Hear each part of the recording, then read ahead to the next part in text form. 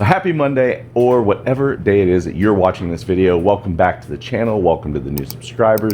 If you've just found this channel, sorry, just a moron with some tools and parts, and I like to play in the garage. Anyways, this week we are talking seats. We are looking at changing the seats because when I hop on this puppy, it just happens to be a little too high for me, and I am tired of tiptoeing. Show you what I'm talking about. Seat height, or the seat, changing the seat, is the topic of the video. Now, let me better explain this to you. So the Yamaha XMAX seat measures at 31 inches when it's off the stand. It's about 34 inches the way it sits now. How do we get there? Real simple. We just take a level, we throw it across the bike itself. Somebody will hold the bike for you. Take your tape measure and measure from the ground up, and just make sure you know how to read the center bubble so that it's level, or you can just go 31 inches. Now, why is that important? It's pretty simple. I'm 5'10", or whatever dating app I used to be on, I was 6 foot because I'm a guy. But being that I have that, I have a 30 to 31 inch inseam, if I say it correctly. And that depends on what shoes I'm wearing at the time. Now, why that is really important is I am basically on the median of this seat. And this is where the way the seat is designed comes in key. And what I mean by that is how wide is this section of the seat here, because what that does is splices your legs. So if you have a bigger butt like I do, it's going to lift you a little bit higher. If you have bigger thighs like I do, it's going to, again, lift you higher because it's putting more meat here. So that 30 inch inseam that you have now becomes 28, 29, and that's why you're tiptoeing. So when I was talking about that leg displacement that's here, and I don't mean to show my crotch, but I wanted to give you guys a really good example, is once I sit down, you can see my legs are spread a lot longer. So you lose inches on your inseam when it's like this. So you'll see some aftermarket seats, they cut away at this, or some people will actually take away foam so that it brings their feet in closer, which drops your legs. But I don't like to do that. Now, how do we fix that? Well, we can wear bigger shoes or bigger boots, which I do recommend wearing boots when you ride, even though I have broken that rule many a times.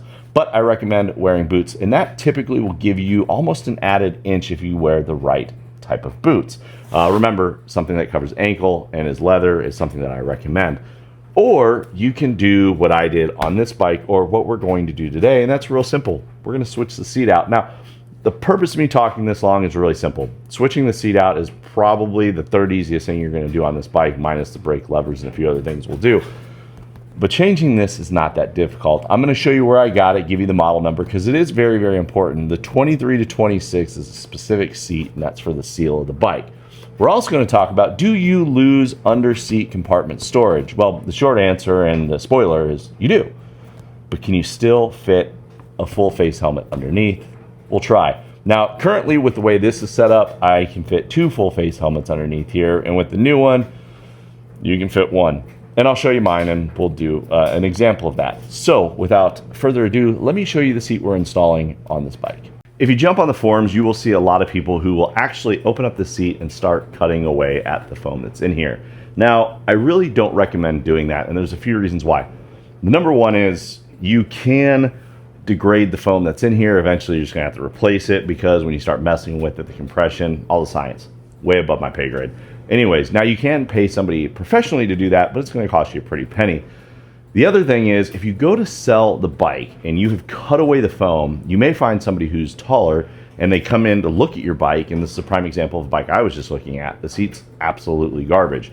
And that's a deterrent for me, because when I look at how much it's gonna cost to replace the seat on the bike, the price they're asking just doesn't make sense when I go buy one that has a perfectly good seat. So I really don't recommend messing with this. Now, the other answer is to jump online and find the Yamaha Low Seat. Now, if you're in the United States, kind of a pain in the butt, but I will drop a link in the description below for the proper model number and the website that you can get them through. They are out of state. They do get sent in. You will have to pay a tariff if it comes in through UPS, but it's a very simple process. It takes about 4 days to get the seat all the way to California, believe it or not. So Yamaha created the Low Seat, and I'll be honest with you, this thing looks better, smells better, than the factory seat that comes on the bike.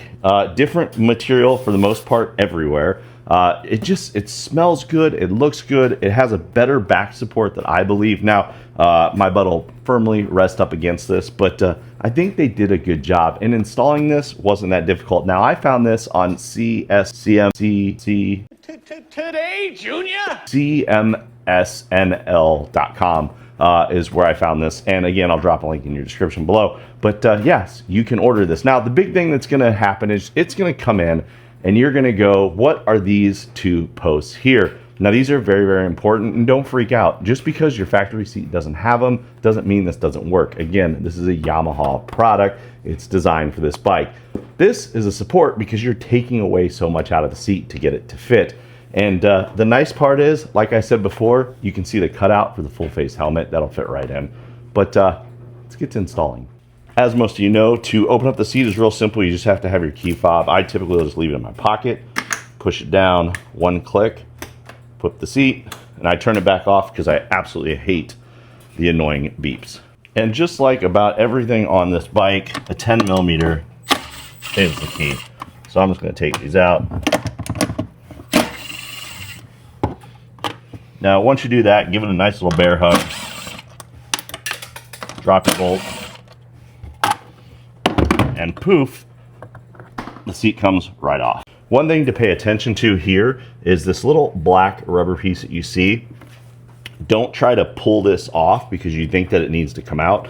This actually stays up. The seat will slide directly on that. Now we just got to find the bolt that we dropped. Step 2, not that difficult. We just bring our seat in, and the bolts are already in, so we just have to bring those like so. Make sure your seat's open all the way. And then what I like to do is grab a nut, get 2 corners started. These 2 guys here, I know they're not cross-threaded. Take my 10, suck them in, boom and boom. And then we just knock out the other 2. Real nice and easy.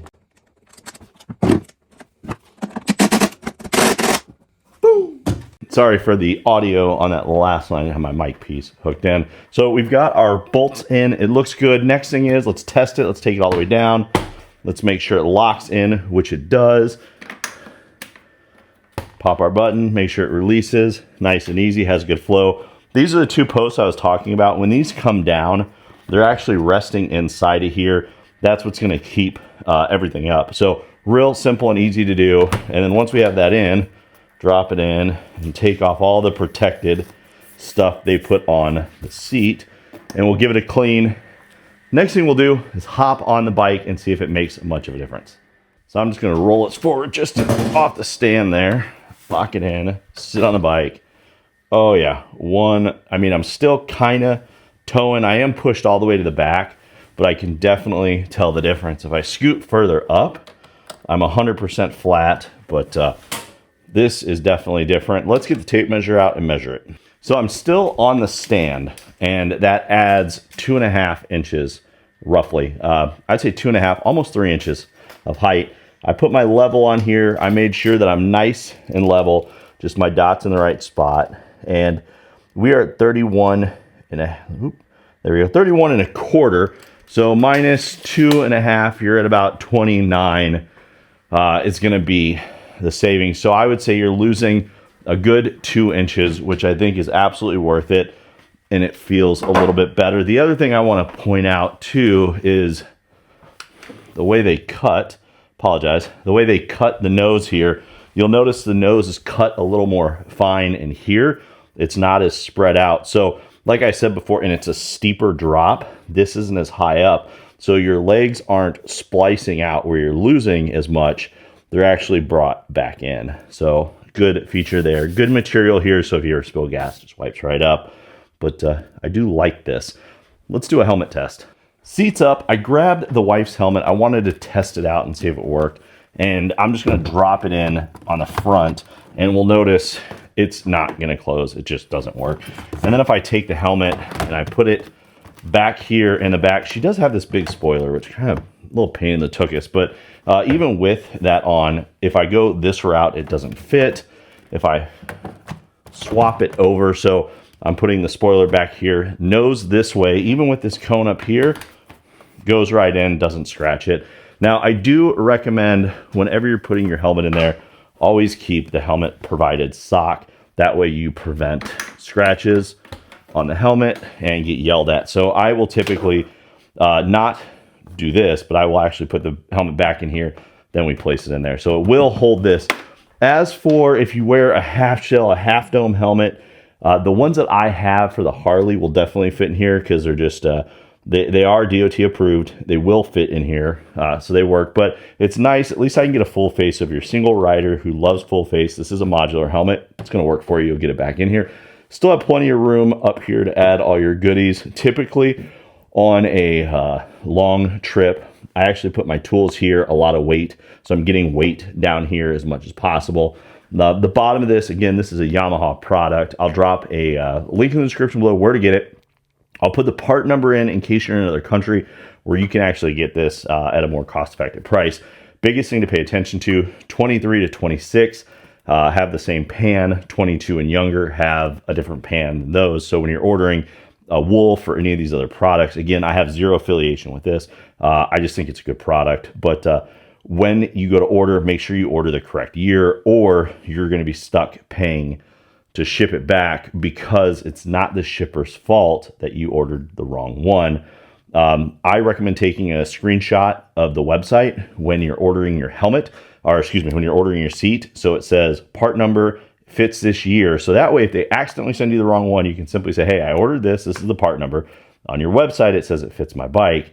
Then they'll cover your shipping. But if it's your fault, it's kind of unfair to ask them to ship it back. And if it's out of country, bad news bears. But you can see how easy this is. As you can see, the swapping of the seat is definitely not the difficult task. Nice part about the rear end is it still is a nice, comfortable padded area. So your two-up passenger is going to be nice and comfortable. What I do like is the way this is stitched here. So this is on the sit bones. It kind of gives you a little taint relief, is what we could call that. I think the product's good when you open it up if you love the smell of leather. And I'm sure this is pleather, but and they'll tell you it's leather. When you open it up, you can definitely smell it. It smells awesome. It's that new car smell. I love it. I've seen this on a few other bikes. Other people have had this. They run it. Good product. It lasts. That's why I definitely recommend this product. It's not something I've tried, but it's things that I've looked into and other people have utilized over time and over weather. So a low seat is definitely going to help out. I would definitely recommend replacing your seat before you decide to put on a lowering kit onto the back. It changes the geometry of the bike and the rear end doesn't work the way it is supposed to. And then you start putting stuff on the back and you're creating stress in places you don't need to. And if you break anything and they see that you put a lowering kit on, now there goes your warranty. And that is 100% factual. So you do need to be careful of that. As for the secondary seat that we took off the bike, you could do one of two things. You could put it up on the marketplace because there are people who are in need of the stock seat. They either bought a bike that had a low seat, they bought a bike with a high seat, a comfort seat, something they didn't like, and they want the stock seat. So you could definitely sell it. My recommendation is to put it up in your attic and save it. When you go to sell one of these bikes, you're not going to make your money back because you have X, Y, Z, all these other parts. You're just not. I've seen these scooters with all the stuff on it go for the exact same price as a stock bike. So what you could do, or thought, is when you go to sell the bike, take the low seat off. Plenty of people are looking for this seat. And if you happen to be in the United States and you say, hey, listen, I can ship you this seat. I'll sell it to you for X. I can ship it to you for X. A lot of times it's cheaper. This will go quicker than what this guy will. So you can just replace it. So take the bag, what's on the floor here, take what it came with, wrap it around this one so it stays in good condition, throw it in your attic or a closet somewhere. It's kind of the same thing. Now, like with the levers, I tell you, if you take a tour, take them with you. Obviously, you're not going to take your seat with you. But, you know, the stock seat, I think, does a good job. This just brings this down. It's still comfortable as all get out. With something like this, you could strap an air hawk to it if you want a little bit more comfort. Some people like myself will wear actual cycling shorts and throw in a little chamois cream. If you don't know what that is, it's basically this stuff here. It helps prevent monkey butt. And you do need to wash it off daily. So it's not a long-term product, but it works really, really well. In fact, I'll drop a link in the description below for exactly what I wear when I do long rides. That way I don't have to have an air hawk or a seat pad. Now, remember this, the more layers you have creates the more friction and the more sweat and the more heat, and that is why you get monkey butt. If you don't know what monkey butt is, it's baboon ass. And if you don't know what that is, they have red butts. Now, theirs isn't from irritation, but ours would be, so it just kind of goes together. Anyways, I hope you guys liked the video. I'm sure there's somebody who's going to say something that I didn't show. I apologize. But I can tell you that it works. It does its job. It's a very simple install. When you go to remove it, remember, give it the bear hug, wrap your arm around it when you take off the bolts. When you go to put it back in, same bear hug motion, give it that hug, pull it in, start 2 at an angle, so 1 and 2, you know, like you're looking at paradise, 1 and 2. Do those 2, because then when you do the next 2, it's already sucked in where it needs to go. Remember the black weather strip that's under there. Do not try to pull that off first. You need to leave that there. But that's it. Remember, like, comment, subscribe, and we'll see you in the next video. We are almost into where we're going to start doing the electronics. I have one more thing to install before I do that, and then we'll start moving on to all the electronics. Thank y'all. We'll see you.